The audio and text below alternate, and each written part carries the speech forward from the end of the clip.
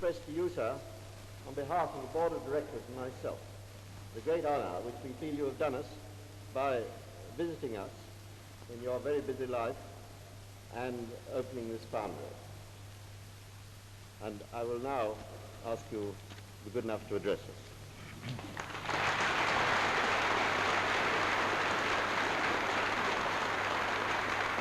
Mr. Wiggle, my Lord Bishop, Mr. Deputy Mayor, ladies and gentlemen.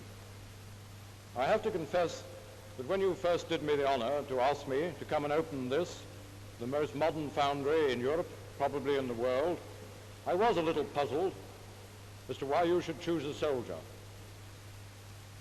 But your managing director has very flatteringly given some reasons, and I hope it's not too inappropriate, because these days the soldiers, especially senior soldiers like myself, have to have very wide interests.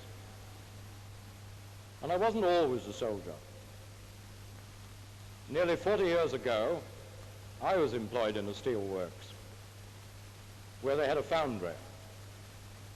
And very often in those days, I was rather glad that my job was in another part of the works, because it doesn't need me to tell an audience like this one that an old-fashioned foundry was really not a very pleasant place.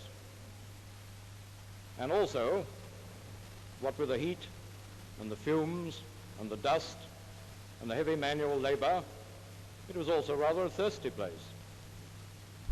40 years later, I find myself walking around your foundry, and it's very different. And it's different because you've made a tremendous advance, I think, in two directions. First, in the conditions under which people work in the foundry, and secondly, in the amount of production that you can achieve by modern methods.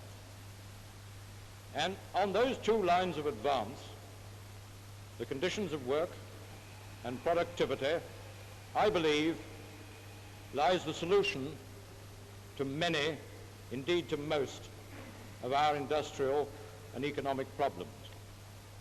And here, ladies and gentlemen, before you, you have a concrete and a practical answer to those problems. And to me, at any rate, it's a most inspiring thing. I've seen all the war I want to see, and so have most of you here, I expect. And I pray God that the facilities of this foundry will not be called upon to devote themselves to war production. But if they are, if somebody does attack this old country of ours, I have the confidence that the tradition that you've built up in 2 wars will be renewed. And in the meantime, a foundry like this is a real warning to aggressors. It's a real help towards keeping the peace and avoiding war. And the men who work in it and the women who work in it are doing something to keep war further away. Good luck to the men and the women who will work in and for this foundry.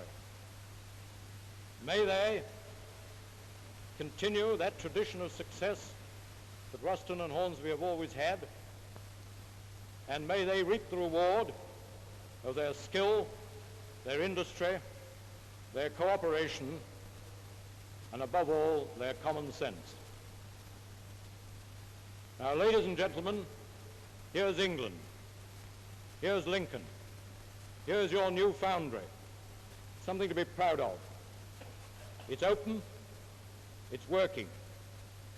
Keep it working for yourselves, for your families, for all of us, for Lincoln and for England.